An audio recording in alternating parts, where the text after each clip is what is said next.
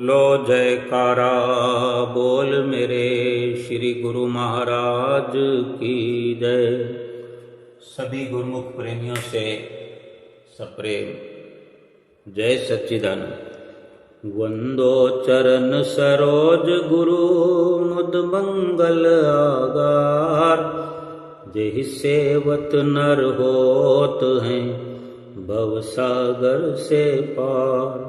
गुरु जी के सुमिरन मात्र से नाशत विघ्न अनंत।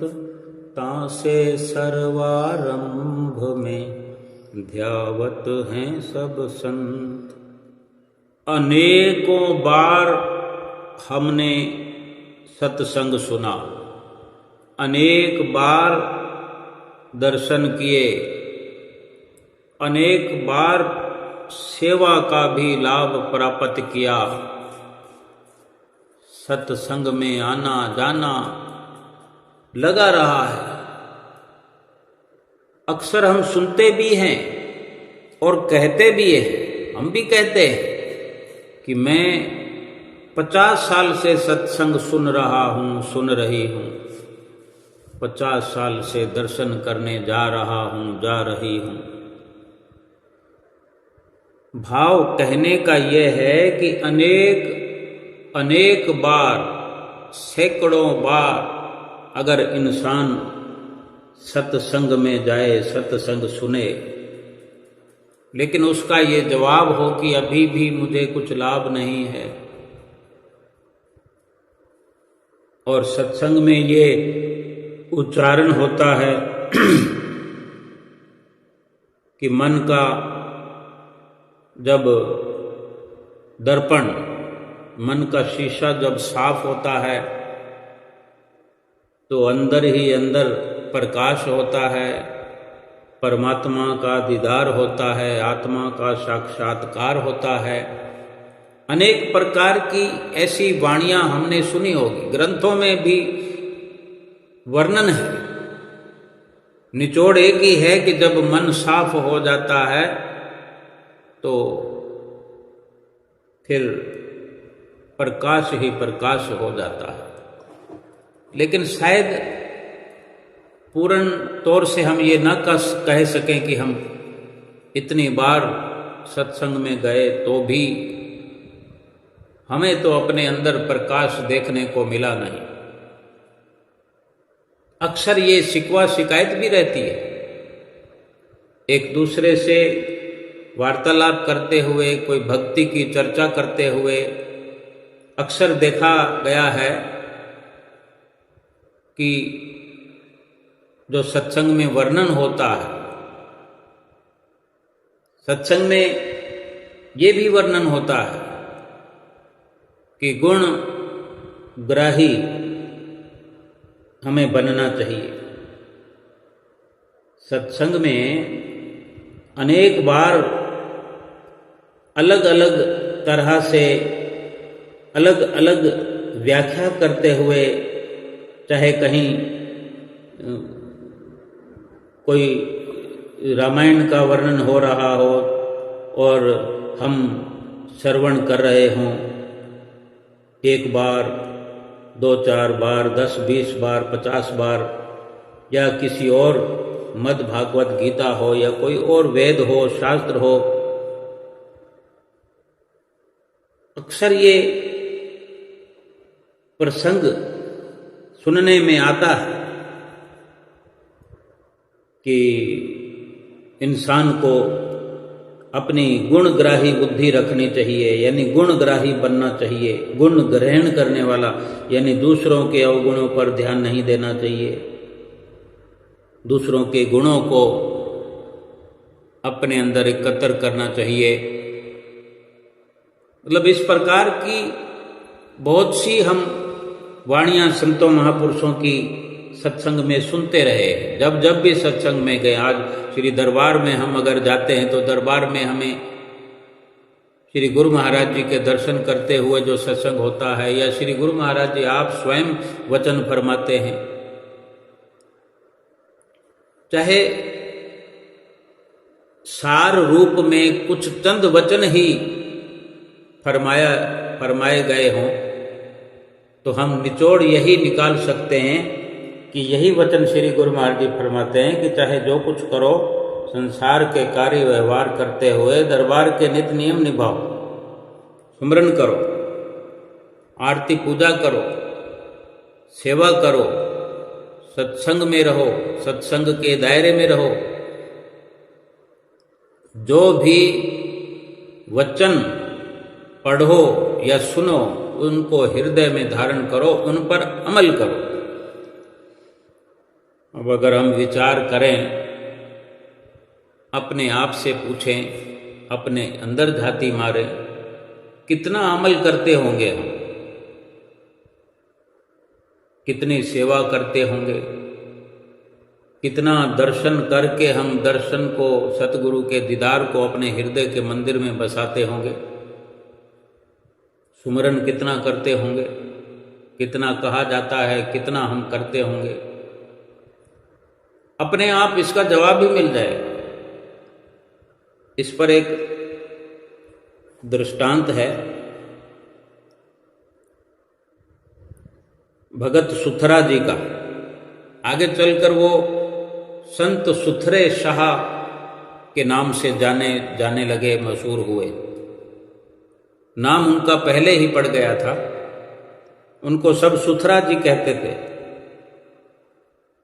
उनका जो मन था साफ था, साफ सुथरे मन की वजह से उनका नाम सुथरा पड़ गया।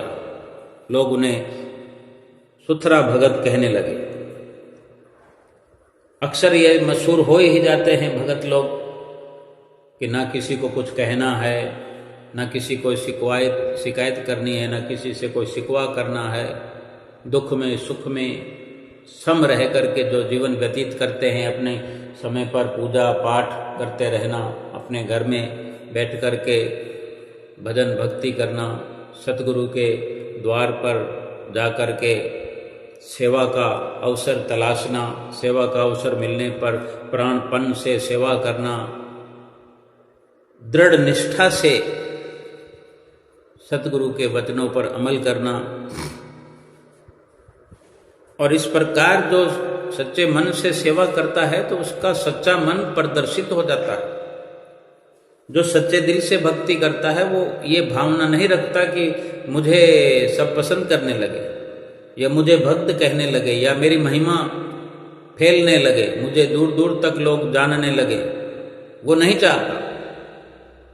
लेकिन सतगुरु के चरणों की पावन भक्ति करने पर, उनके वचनों पर अमल करने पर, उनके हुक्म को बजा लाने पर सतगुरु को ये गवारा नहीं कि वो अपने भक्त की जो महिमा है उसको आकाश की बुलंदियों तक ना पहुंचा दे। वर्णन भी आता है कि भक्ति करे पाताल में, प्रकट होए आकाश, कहे कबीर तिहूं लोक में छुपे ना हरि का दास। परम संत कबीर साहब जी कहते हैं कि चाहे सच्चे मन से भक्ति करने वाला पाताल के अंदर छुपा बैठा हो, भगवान का भजन करता हो, नाम का सुमरन करता हो, सेवा करता हो, सत्संग के दायरे में रहता हो, उसकी भक्ति आकाश में प्रकट होती है। आकाश की बुलंदियों को उसकी भक्ति छूने लगती है। तीनों लोकों में भगवान का दासन दास, सतगुरु का सेवक छुपने पर भी छुपा रह नहीं सकता। भक्ति की ये तासीर है कि जब भक्ति प्रकट होने को आती है तो देशों विदेशों तक तो क्या तीनों लोकों में फैल जाती है। ऐसा ही ये कुछ दृष्टांत है भगत सुथरा जी का कि वो अपने सतगुरु, अपने इष्ट देव का जो सानिध्य ग्रहण कर चुके थे, तो अपने सतगुरु के वचनों को ही मुख्य रूप से पालना में लाते हुए जीवन व्यतीत करते थे। किसी की परवाह नहीं करते, किसी की ओर विचार नहीं करते, कुछ देखते नहीं, कुछ समझने की कोशिश नहीं करते कि कौन क्या कर रहा है। उन्हें किसी से कोई सरोकार नहीं है। दुनिया की भीड़ से अगर वो चले जा रहे हैं, भीड़ के बीच में चले जा रहे हैं, या सत्संग में सतगुरु के उनके हजारों की तादाद में अगर शिष्य बैठे हों, तो उन्हें कोई सरोकार नहीं कि कोई क्या कर रहा है, कोई किस प्रकार सत्संग को सुन रहा है, कोई कहाँ देख रहा है, या कोई क्या सोचता होगा, क्या विचार करता होगा। वो जो कुछ भी करते हैं केवल उन्हें यही समझ में आता है कि मैंने अपने सतगुरु के वचनों की अक्षर अक्षर पालना करनी है, बस नित्य नियम पूरे करने हैं। आज भी हम अगर श्री परमहंसों के अनुयायी हैं तो हमारे लिए भी ये नियम बनता है। पहला नियम ही यही है सत्संग में। सत्संग के दायरे में तभी रह पाएंगे। सत्संग की हम बात करते हैं, सत्संग की बात हम सुनते हैं। सत्य का संग तभी हो पाएगा जब हम सत्य के अलावा फिजूल की बातों पर ध्यान ही नहीं देंगे कि कौन क्या कर रहा है। लेकिन अक्सर क्या होता है, हम जाते हैं, कुटिया पर जाएं या आनंदपुर जाएं, प्रयागधाम जाएं, श्री गुरु महाराज जी के दर्शन कर रहे हैं, लेकिन ध्यान हमारा इधर उधर हम भटकाते रहते हैं। ध्यान न भी भटकता हो, ध्यान जुड़ने के लिए तैयार है, मन लगने के लिए तैयार है, लेकिन आदतन हम क्या करते हैं, कभी देखते हैं कि कैसे सत्संग बोल रहे हैं, कहाँ गलती कर रहे हैं, भजन कोई कैसे बोल रहा है, भजन बोलने वाला कहाँ देख रहा है, उसको ऐसा करना चाहिए, उसको वैसा करना चाहिए, लेकिन वो क्या बोल गया, सत्संग में क्या उच्चारण हो गया, उस पर हम ध्यान ही नहीं कर पाते। तो लाभ हो कैसे, दिल में दीदार हो कैसे, आत्मा का साक्षात्कार हो कैसे, किस प्रकार दिल का शीशा साफ होगा, हम विचार करें। हम ही को हमने देखना है, अपने आप को समझना है, दूसरे को समझाने का हमने ख्याल निकाल देना है। अभी का अभी लाभ शुरू हो जाएगा, आज का आज लाभ शुरू हो जाएगा, मन मस्त हो जाएगा, मस्त मलंग बन करके ये जीव नाचता फिरेगा। सतगुरु के वचनों पर दृढ़ता से पालन करते चले जाएं। भगत सुथरा जी इसी प्रकार वो अपने सतगुरु की सेवा में, उनकी आराधना में, उनके पूजन में, उनकी स्तुति में लगे रहते थे। और उनका नाम जो सुथरा जी हो गया, तो वास्तव में उनका मन सुथरा होने के कारण ही ये नाम पड़ा। जैसा नाम जैसा उनका काम। एक बार उनसे किसी और भगत जी ने कहा,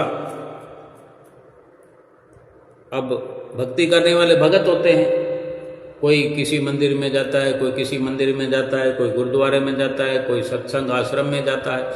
कहीं भी जाओ, कहीं से भी सुनो, संतों की वाणियाँ, भगवान के वचन, भगवान कृष्ण के वचन मद् भागवत गीता में हों, भगवान श्री राम के वचन श्री रामायण में हों, और जितने भी ग्रंथ हैं, गुरुवाणी है,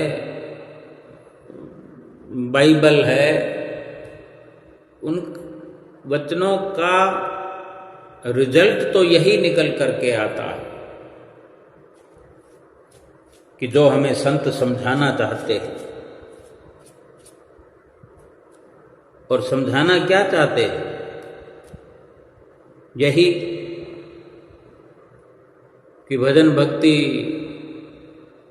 करके अगर जीवन सफल करना है तो जितना भी हम दूसरों से ध्यान हटा करके केवल सत्पुरुषों के वचनों पर ध्यान अंकित करेंगे,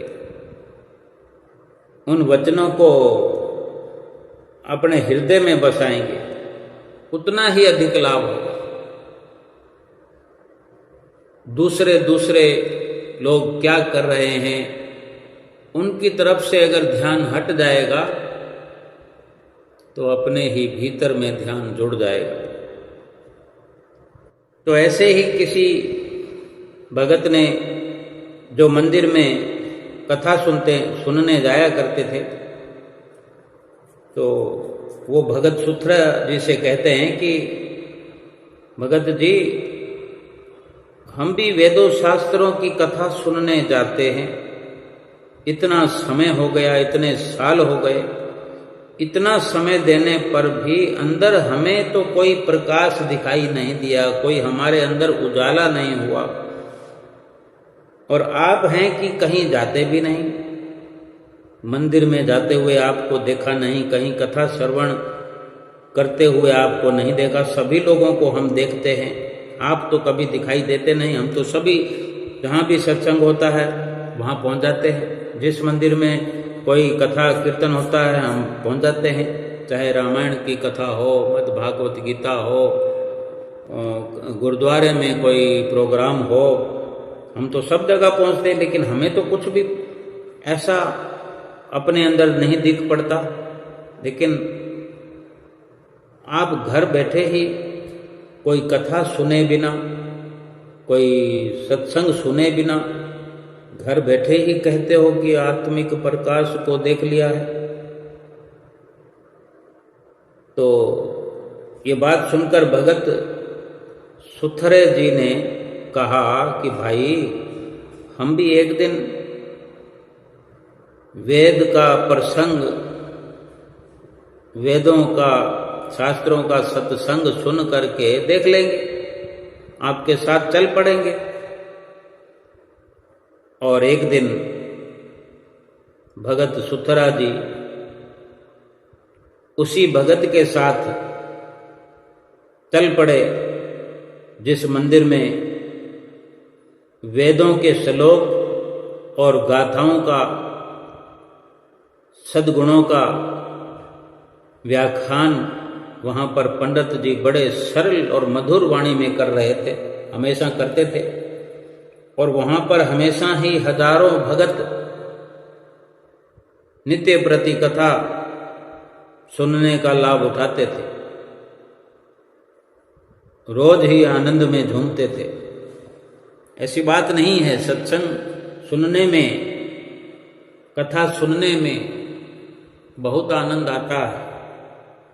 जितना कोई आनंद लेना चाहता है उतना आनंद आता है। फिर भी जाने क्या कमी रह जाती है कि अंदर में अपने उजाला नहीं देख पाते, ये शिकवा शिकायत भी रहती है। तो वहाँ मंदिर में पहुँच गए और दोनों ही, वो सुथरा जी और जो भक्त उन्हें लेकर आया है, दोनों ही कथा में बैठ गए। थोड़ी देर ही एकाग्रता से सत्संग में वर्णन हो रहा था, जो प्रसंग चल रहा था। सत्संग में जिस पहलू पर पंडित जी व्याख्यान कर रहे थे, उस समय प्रसंग में ये वर्णन हो रहा था कि हर इंसान को दूसरों के गुण ग्रहण करना चाहिए, गुणों को हासिल करना चाहिए, दूसरों के गुण ही अपने अंदर इकट्ठा करने चाहिए, दूसरों के अवगुणों को नहीं देखना चाहिए। दूसरों के अवगुणों को देखने से, दूसरों में कमियां देखने से मन मलिन हो जाता है। उनके अवगुण जो हैं, उनको देखने से वो अवगुण हमारे अंदर प्रवेश कर जाते हैं और मन पहले से भी ज्यादा दूषित हो जाता है। वहाँ मलिनता बढ़ जाती है, कचरा बढ़ जाता है, अंधेरा बढ़ जाता है। तो जब इस प्रकार के वचन दोहराए जाने लगे, व्याख्यान चल रहा था, बड़े सरल शब्दों में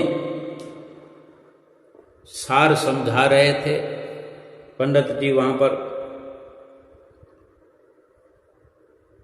सुथरा जी ने कथा समाप्ति पर खड़े होकर सभी के बीच में, वहां पर हजारों लोग बैठे हुए थे, तो उस वक्त खड़े होकर सुथरा जी ने जोर जोर से चिल्लाना शुरू कर दिया कि यहाँ पर जितने भी सत्संग सुनने आए हैं, कथा सुनने वाले आए हैं, जो कथा सुन रहे हैं इतनी देर से और रोज सुनने आते हैं, ये सब के सब मूर्ख हैं, अयोग्य हैं, नालायक हैं। इन्हें कथा सुनने से कभी कोई लाभ नहीं मिला। ये सब के सब अपना समय खराब कर रहे हैं।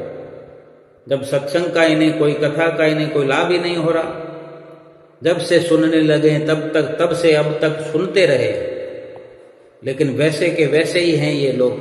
कोई भी अपने अंदर कथा का लाभ प्राप्त नहीं कर पाया। इस प्रकार कई अपशब्द बोले। इतना सुनते ही सारे लोग झटपट अपनी निंदा को सुनकर क्रोध में आ गए, आग बबूला होने लगे, तमतमाने लगे, आंखें लाल किए हुए खड़े हो गए और वहां से सुथरा जी भागने लगे और वो लोग गुस्से में इनके पीछे भागने लगे और चिल्लाने लगे, पकड़ो पकड़ो पकड़ो। सब दौड़ने लगे पीछे। ये मौका पाकर आगे आगे और बाकी सब पीछे। पकड़ो पकड़ो की खूब आवाजें आने लगी, पकड़ो पकड़ो, मारो, खूब मारो इसे, ये इसी लायक है। यही आवाजें चारों ओर गूंजने लगी, लेकिन वो सभी को चकमा देकर किसी स्थान में जाकर छुप गए। जहां छुपे 5-10 दिन तक लोग इन्हें इनके ठिकाने व आने जाने वाले उन रास्तों पर ढूंढते रहे कि हो ना हो कहीं ना कहीं तो किसी के घर छुपे हुए हैं। उनके अपने ठिकाने पर ढूंढते रहे, वहां नहीं मिले। अब क्या मालूम किस घर में छुपे हुए हैं, तो अंदाजन वो एक एरिया निश्चित करके, भाई इससे तो अधिक दूर या इस एरिया से बाहर नहीं जा सकते, उसके अंदर अंदर वो लोग निगरानी रखने लगे कि कभी तो सुथरा बाहर निकल कर आएगा, सामने पकड़ा जाएगा। तो 10 दिन के बाद सुथरा जी ने, जहां वो जिस घर में छिपे थे, खिड़की को खोलकर जो झांकने लगे, तो वहां कोई ना कोई बाहर तलाश करने के लिहाज से वहां उपस्थित था और उन्होंने इनको खिड़की से झांकते हुए देख लिया। और ये भी, सुथरा जी भी झट से वहां बाहर निकले और फिर लगे दौड़ने। दौड़ते दौड़ते फिर तो अपने सतगुरु जी के आश्रम पर पहुंचे और उनके चरणों में जाकर के बैठ गए।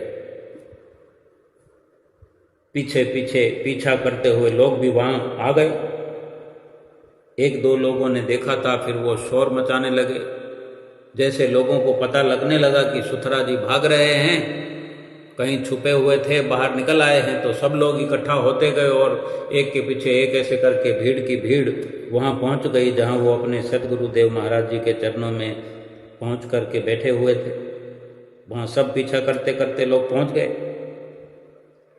इतने लोगों को देखकर सतगुरु जी ने पूछा, सुथरा, ये लोग तेरे पीछे क्यों लगे हुए हैं? क्या अपराध किया है तूने? सच सच बता, सब कुछ बता। किसी का कोई धन तो नहीं चुराया तुमने? किसी को कोई चोट तो नहीं पहुंचाई तुमने? ऐसा क्या अशुभ कर्म किया है? वो कुछ बोलता सुथरा, उससे पहले ही सब लोगों ने मिलकर के सतगुरु के चरणों में विनम्र भाव से वर्णन किया कि हे गुरुदेव, इनसे पूछिए कि इन्होंने मंदिर में आकर हम सबको कड़वे कड़वे शब्द क्यों बोले, सभी के प्रति इतनी कड़वाहट क्यों निकाली। इनको सब भक्त की पदवी देते हैं, भक्त कह करके बुलाते हैं, भक्त सुथरा जी कह करके संबोधन करते हैं। क्या एक भक्त होकर इन्हें ये शोभा देता है? क्या इन्हें ऐसा करना चाहिए? तब सुथरे जी ने गुरुदेव जी से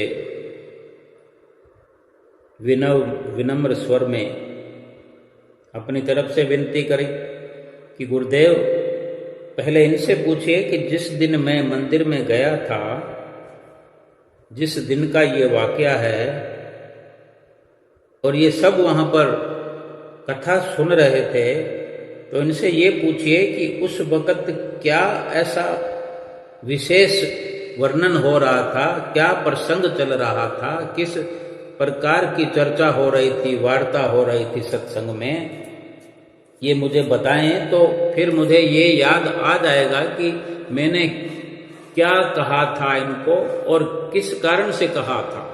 बस ये इतना बता दें कि क्या वो वृत्तांत पंडित जी सुना रहे थे, किस बात का वो व्याख्यान दे रहे थे, क्या कथा सुना रहे थे, क्या प्रसंग था वो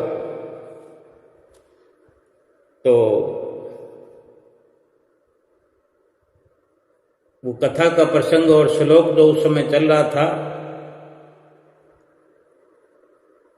वो बताने के लिए किसी के मुंह से कोई शब्द भी नहीं निकला।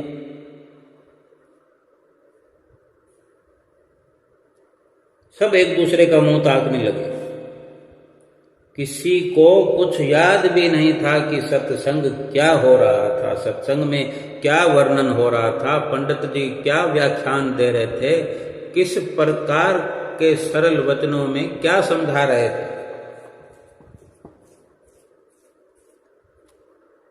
तो जब वो कुछ भी नहीं बता सके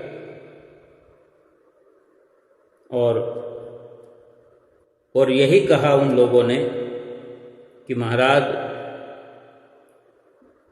कथा श्लोक तो कुछ याद नहीं हमें कि किस प्रसंग पर कथा चल रही थी, क्या सत्संग हो रहा था, परंतु इन्होंने सबको अपशब्द कहे थे और हम इतने दिनों से ढूंढ रहे थे, ये छुपे हुए थे। आज ये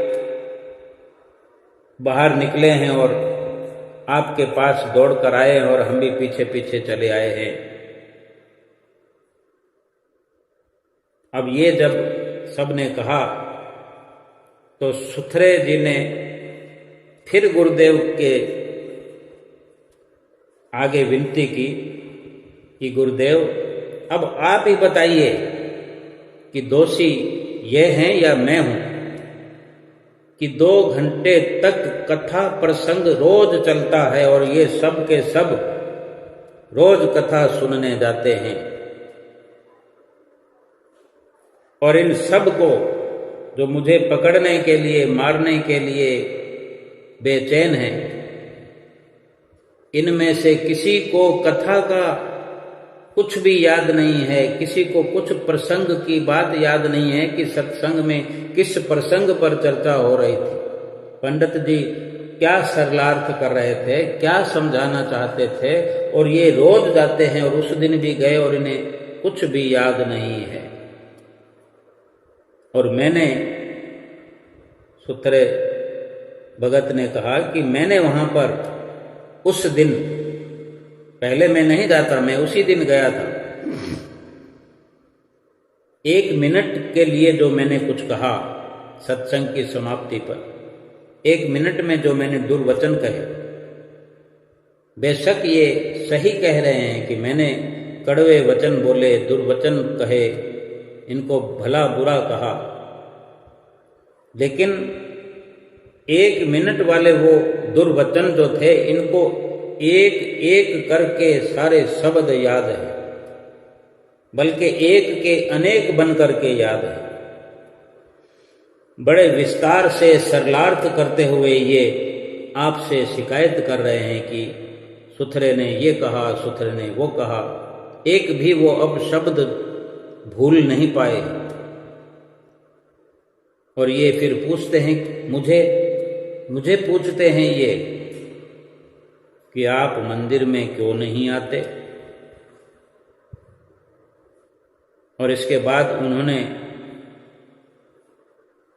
सुथरा जी ने वहां उपस्थित सभी को संबोधित करते हुए कहा कि नित्य प्रति कथा श्रवण करते हो, और उस दिन भी यही प्रसंग चल रहा था। पंडित जी क्या सुना रहे थे कि नित्य सुनदे हो गुण बन पल्ले, ओ गुण नु बिसराओ। सत्संग में क्या वर्णन हो रहा था कि नित्य सुनदे हो गुण बन पल्ले, अवगुण नु बिसराओ। की फायदा है कथा सुनन दा, जे ना हृदय विच बसाओ।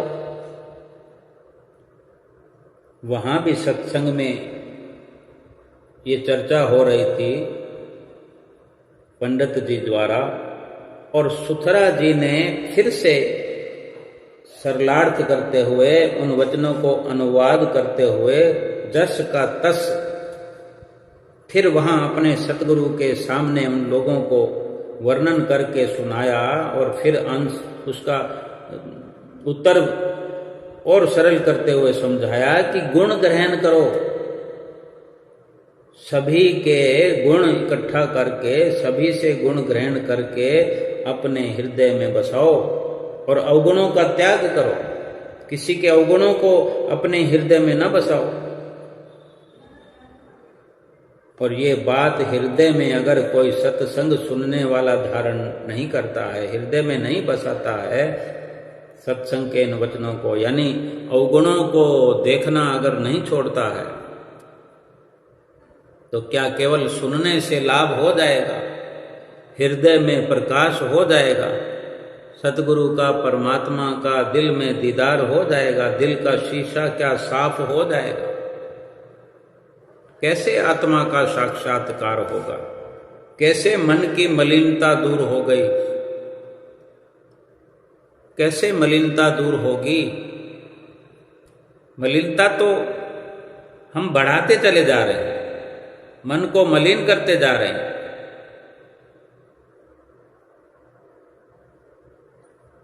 कोई भला कितना कुलीन परिवार से हो, कितना सुंदर हो और ज्ञानवान हो, लेकिन भगवान से प्रेम ही नहीं होगा, भगवान के वजूद में ध्यान ही नहीं जुड़ता होगा, तो फिर लाभ कैसे होगा? अति सुंदर कुलीन चतर मुख ज्ञानी धनवंत, मृतक कहिए नानका जह प्रीत नहीं भगवंत। गुरु नानक देव महाराज जी समझाते हैं कि कोई अति सुंदर हो, बहुत ही सुंदर हो, किसी का चेहरा, रूपवान हो, कोई ऊंचे कुल में जन्म लिया हो, अति सुंदर कुलीन यानी ऊंचे कुल वाला हो,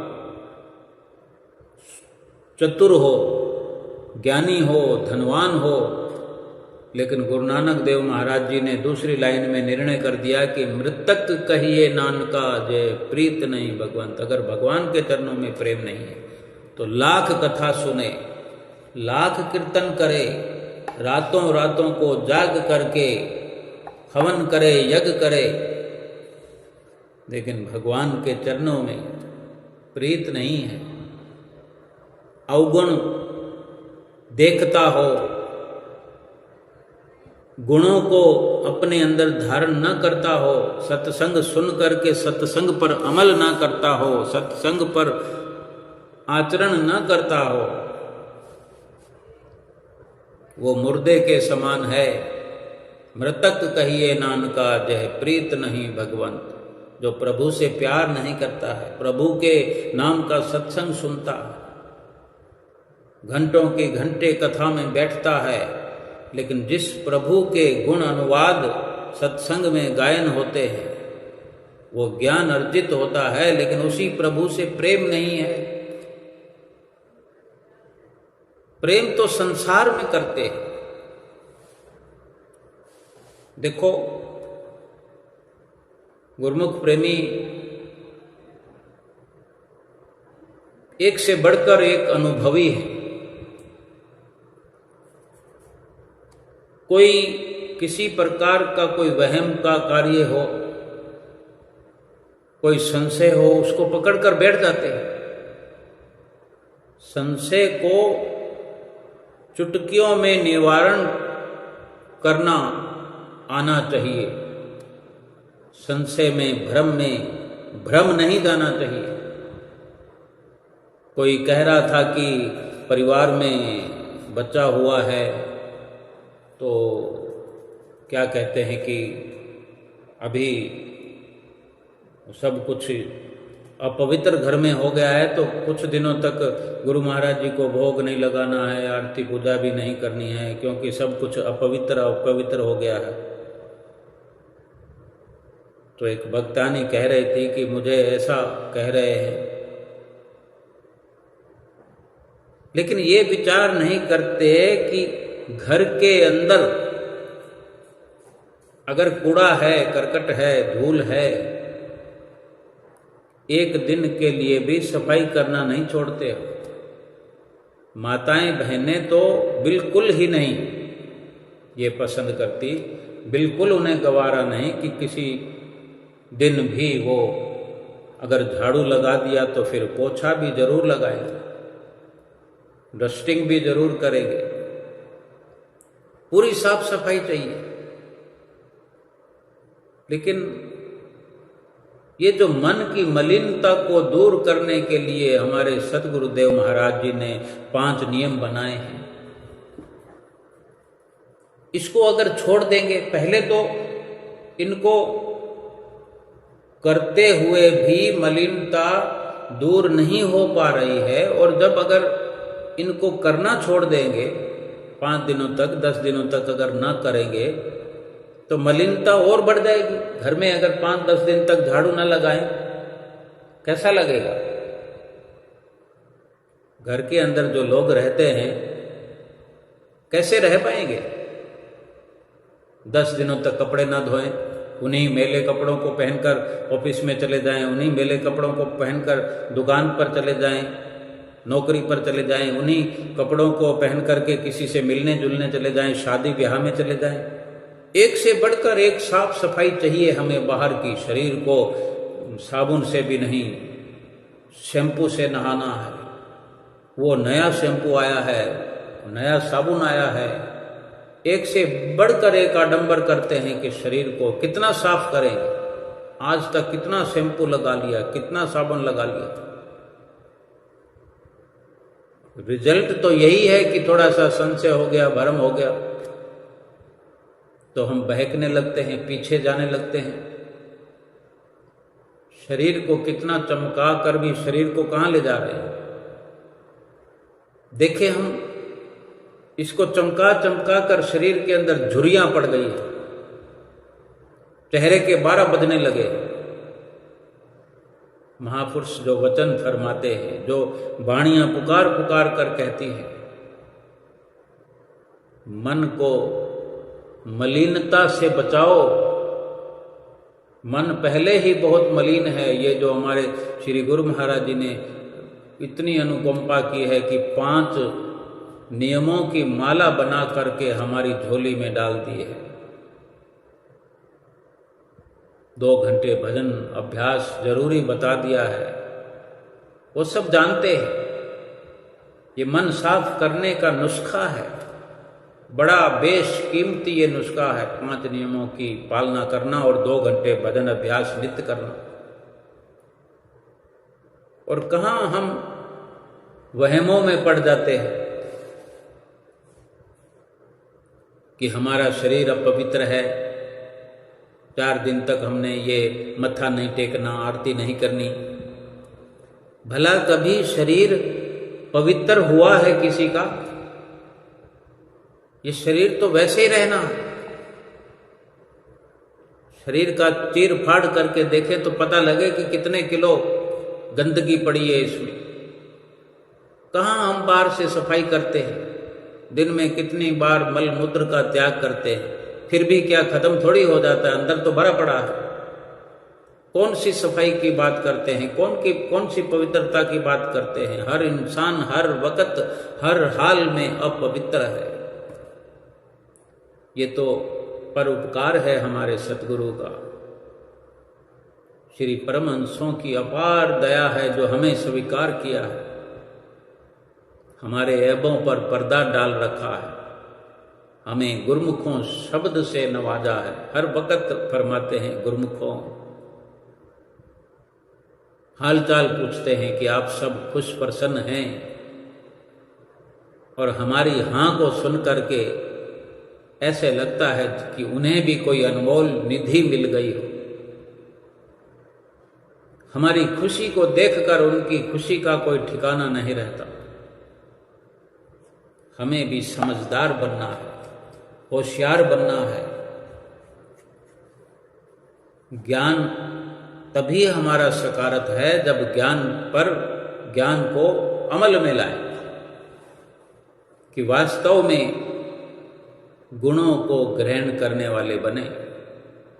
जो वचन हम सुनते हैं, चाहे हम कुटिया पर जाकर के सत्संग सुनते हों, श्री दरबार में पहुंच करके सुनते हों, हमारे घर में पोथी रखी हुई है, अनेक पुस्तकें श्री दरबार की हमने रखी हुई है, और भी अनेक प्रकार के सत्संगों के हमारे घर में किताबों के पुस्तकों के जखीरे मिल जाएंगे। कोई कमी नहीं है किसी प्रकार से। कमी है तो अमल करने की है, सत्संग की, ज्ञान की, सुनने सुनाने की कोई कमी नहीं है। ये दिल जो है ये मलिन हुआ पड़ा है, इस दिल में वो ज्ञान बसे तो कैसे? अज्ञानता का यहाँ पर डेरा लगा पड़ा है। इसको साफ करो, इस दिल को साफ करना है। फरमाते हैं कि दिल का हुजरा साफ कर, जाना के आने के लिए, ख्याल गैरों का हटा, उसको बिठाने के लिए। ये जो गैर ख्याल हैं, भक्ति के अलावा, सत्संग के अलावा, जो निंदा, चुगली, दुर्भावना, ये ईर्ष्या, द्वेष, जलन, कि उसको ये मिला तो मुझे क्यों नहीं मिला, उसके पास ज़्यादा कैसे आ गया, अब मेरे पास कब इससे ज़्यादा आए तो मैं संतुष्ट हूँ। ऐसे विचारों से फिर भक्ति डेरा नहीं डालती दिल में। प्रभु सतगुरु दिल में आकर के नहीं दीदार देते, दर्शन नहीं देते, हृदय में आकर के विराजमान ही नहीं होते, जहाँ पर ऐसे विकारों का, अहंकारों का, काम क्रोध लोभ मोह जैसे चोरों का बसेरा हो। हम गुरमुख हैं, भागशाली हैं, सतगुरु की प्रसन्नता है हम पर, अति अति प्रसन्नता है। लेकिन हम भूल जाते हैं, सतगुरु हमें माफ कर देते हैं, बख्श देते हैं। हम भूलनहार हैं, सतगुरु हमारे बख्शनहार हैं। श्री परमहंसों की नगरी में हम प्रवेश पा चुके हैं, भगवान की नगरी में हम प्रवेश पा चुके हैं। किसी बैकुंठ की, स्वर्ग की कामना करना भी बेकार है।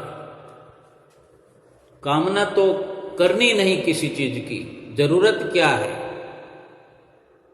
केवल सतगुरु के दीदार को दिल में बसाते चले जाएं, सतगुरु के सच्चे हार्दिक प्यार के सहारे जिंदगी व्यतीत करते चले जाएं।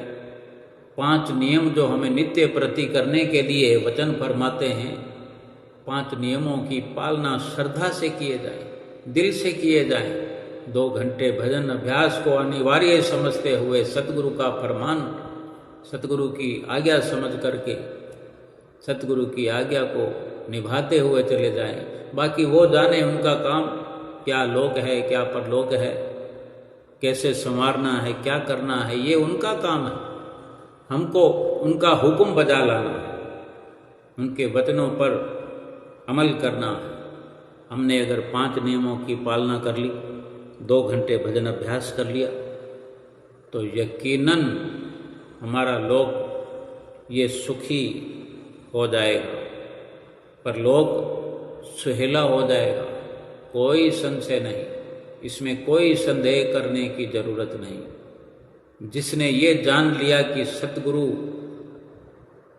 हमारे हितैषी हैं, हमारे भले के लिए यत्न रात और दिन कर रहे हैं, हमें उनके वचनों की पालना को पूरा करना ही करना है। जिसने ये जान करके समझ करके अपने जीवन को उनके नक्शे कदम पर ढाल दिया, जिसने अपने मन को सतगुरु के हवाले कर दिया, मन की मति को छोड़ दिया, केवल और केवल गुरु की मति को धारण कर लिया। मन की मति को छोड़ आया ने, गुरु की मति बिना बहु डूबे सयाने। मन की मति का त्याग कर दो। मन की मति से अनेक अनेक स्याणे ज्ञानवान डूब गए इस मझधार में। अपनी स्यानप छोड़ करके सतगुरु के हवाले अपने जीवन की बागडोर हम कर दें और सतगुरु के बताए रास्ते पर चलते चले जाएं। कोई शक नहीं, कोई सुबह नहीं, किसी प्रकार की चिंता नहीं, कोई फिक्र नहीं। निष्फिक्र होकर के, निश्चिंत होकर के सतगुरु के बताए हुए नाम का चिंतन रात और दिन करते चले जाए। सुमरन से जुड़े रहे, चलते फिरते उठते बैठते जिह्वा से जाप करें, मस्तक पर सतगुरु का ध्यान करें और 2 घंटे बैठ करके निष्काम भाव से एकांत में श्वास श्वास मौन धारण किए हुए सुमरन करें। सुमरन ऐसा कीजिए पड़े निशाने चोट, सुमरन ऐसा कीजिए जिह्वा हिले ना होठ। बोलो जयकारा बोल मेरे श्री गुरु महाराज की जय।